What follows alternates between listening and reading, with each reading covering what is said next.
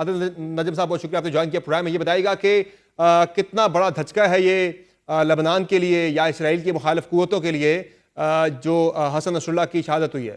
جی یقیناً حزب اللہ کے لیے بہت بڑا دھچکا ہے. یہ جو واقعہ ہے یہ ایک چھوٹی بات نہیں ہے، یہ نہ صرف حزب اللہ کے لیے دھچکا ہے لیکن پورے ریجن کے لیے ایک بہت بڑا دھچکا ہے، اور اس سے بہت سی چیزیں چینج ہوں گی. پہلے تو یہ ہوگا کہ حزب اللہ کے اندر جو ہے اب اس کا ڈائریکشن کیا ہوگا، اس کی لیڈرشپ کیا ہوگی، اس کی سمت کیا ہوگی، اس کی اسٹریٹجی کیا ہوگی. یہ سارے سوال جو ہیں اٹھیں گے، اس پہ گفتگو ہوگی، اس پہ بحث ہوگی، اس پہ جنگ ہوگی اندرون.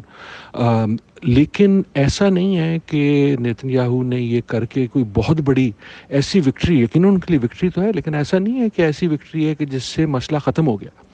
مسئلہ ختم نہیں، مسئلہ اور شروع ہو گیا ہے، مسئلہ اور بڑھ گیا ہے. کیونکہ اب دیکھنا یہ ہے کہ حزب اللہ کا ریئیکشن کیا ہوگا. اب تک ہم نے یہ دیکھا کہ ایک طرح سے وہ آپ محتاط کہہ لیں یا لگتا یہ تھا کہ ہاتھ باندھ کے گیم کھیل رہے ہیں. شاید انہوں نے خود ہاتھ باندھے ہوں یا کسی نے باندھے ہوں، ایران نے باندھے ہوں. لیکن اب ان کا کیا ریئیکشن ہوگا، نہ صرف لبنان میں، دوسرے جگہوں پہ کیا ہوگا، دوسرے گروہز کا کیا ریئیکشن ہوگا، یہ سارے سوال اٹھ گئے.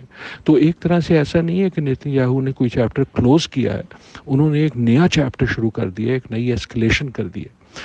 ایک یہ بھی بات ہے کہ میرے خیال میں نیتن یاہو کے لیے جو دنیا جو ہے وہ تنگ ہو رہی ہے، جس کا یہ مطلب نہیں کہ دنیا ان کے خلاف جنگ شروع کر دے گی.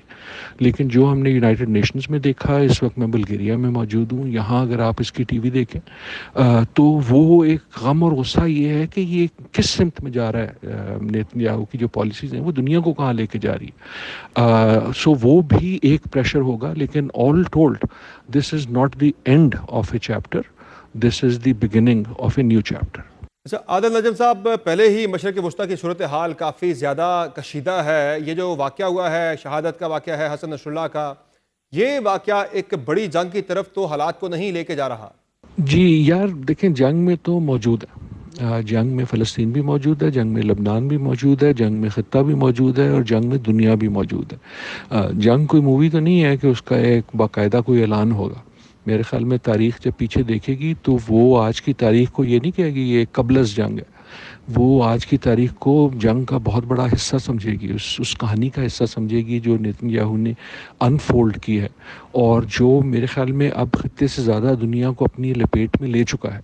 اب جہاں تک بات ہے فل اسکیل وار یا گولیاں یا ٹینک، شاید اس قسم کی جنگ کا زمانہ بھی نہیں رہا. کیا حربے ہوں گے جو دنیا اپنائے گی، کیا حربے ہوں گے جو ریزسٹنس فورسز اپنائیں گی، آئی ڈو ناٹ نو.